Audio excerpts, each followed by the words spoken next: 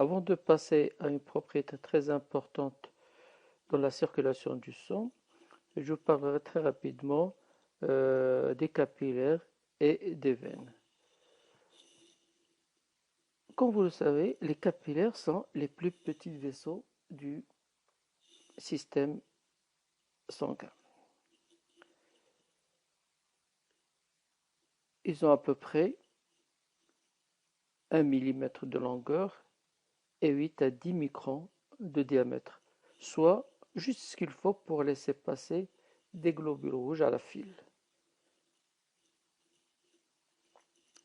Ces capillaires n'étant formés que d'une tunique intime. Cette minceur facilite les échanges de substances entre le sang et les cellules. Les capillaires forment un réseau très dense et complexe qui parcourt presque tous les tissus de l'organisme, bien sûr, sauf pour le tissu épithélial et les cartilages, la cornée et le cristallin, ainsi que les tendons et les ligaments, qui sont très peu vascularisés. Les substances à échanger diffusent d'abord dans un espace intermédiaire appelé liquide interstitiel avant de parvenir aux cellules. Ces capillaires ont tendance à se regrouper en un réseau appelé le lit capillaire. On peut le voir. Les substances à échanger diffusent d'abord dans un espace intermédiaire appelé liquide interstitiel avant de parvenir aux cellules. Les capillaires ont tendance à se grouper en un réseau appelé lit capillaire comportant 10 à 100 capillaires selon l'organe ou le tissu vascularisé. Le sang débouche dans un lit capillaire par une petite artère qu'on appelle la métartériole pourvue de sphincter. Précapillaire qui agit comme une valvule, selon qu'elle soit bien sûr ouverte ou fermée, permettant ou pas l'écoulement dans le lit capillaire. Les substances peuvent traverser la membrane des cellules endothéliales de 4 façons.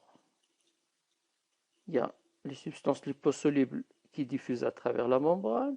Certaines substances non liposolubles sont transportées à travers la membrane par des vésicules. Des fentes intercellulaires, c'est-à-dire l'espace disjoint entre les membranes plasmiques et les cellules endothéliales, sont juste assez larges pour laisser passer des petites quantités de liquide et donc de petites molécules. Certains capillaires sont dits fenestrés. Alors, une fenestration, qu'est-ce que c'est? C'est des pores ovales ou ouvertures qui sont recouvertes par une délicate membrane au niveau des capillaires et qu'on retrouve dans les régions où se produit une absorption importante, notamment au niveau des capillaires de l'intestin grêle et des glandes endocrines. La vitesse du sang dans les capillaires peut varier à chaque instant selon les modifications de leur calibre, car les parois des petits artérioles, notamment les métartérioles, n'est pas inerte comme nous l'avons déjà vu, puisqu'ils sont contractiles. Par exemple, des changements de couleur de la peau lorsqu'il fait chaud ou lorsqu'il fait froid. Cette contractilité fait varier le calibre des capillaires et qui est influencé par plusieurs facteurs conférant à ces vaisseaux le pouvoir de contrôle sur la circulation locale qu'ils adaptent aux besoins fonctionnels des tissus. En ce qui concerne les veines, les vénules dont le diamètre varie entre 8 et 100 micromètres de diamètre recueillent le sang des capillaires, puis vont le transmettre aux vénules, puis aux grosses veines vers le cœur. Les veines ont des parois beaucoup plus minces que les artères, comme nous l'avons déjà dit auparavant. Étant situées plus loin de l'action du pompage du cœur, la pression est à l'intérieur est beaucoup plus faible que celle au niveau des artères.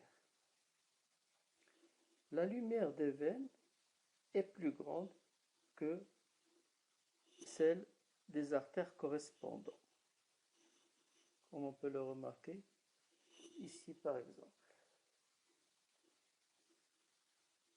Ce qui leur permet de contenir un volume de sang plus important, aux alentours de 65% du sang, agissant ainsi comme un réservoir sanguin.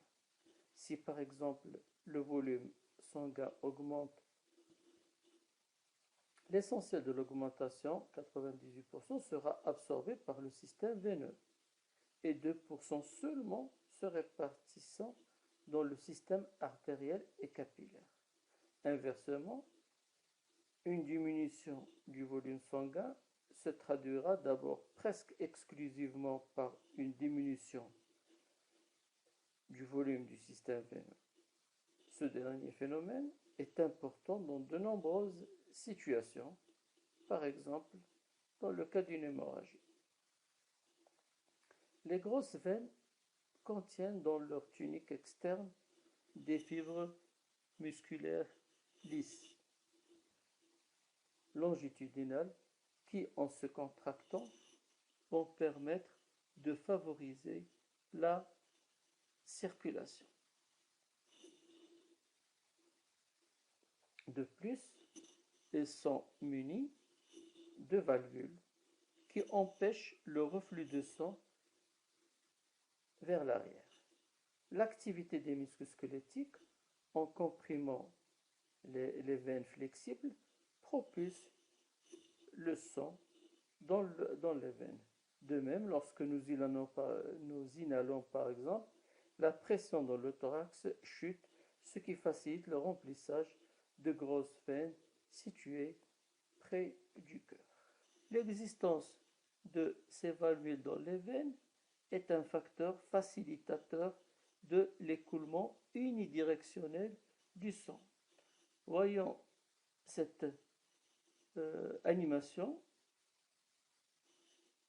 Lorsqu'on marche, on comprime les vénules et le sang prend une direction vers le cœur.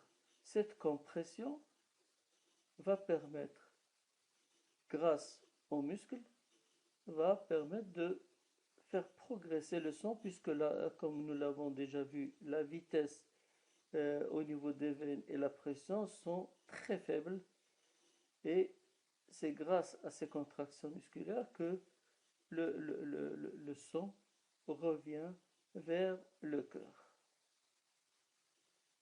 Et ces valvules, comme vous voyez, ils vont empêcher le reflux du sang vers l'arrière.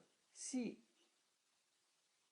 il y a une altération de ces valvules, le sang aura tendance à revenir vers l'arrière et par conséquent, il va y avoir développement de petites vénules à travers le muscle. Donc, c'est ce qui va donner ce qu'on a une insuffisance veineuse.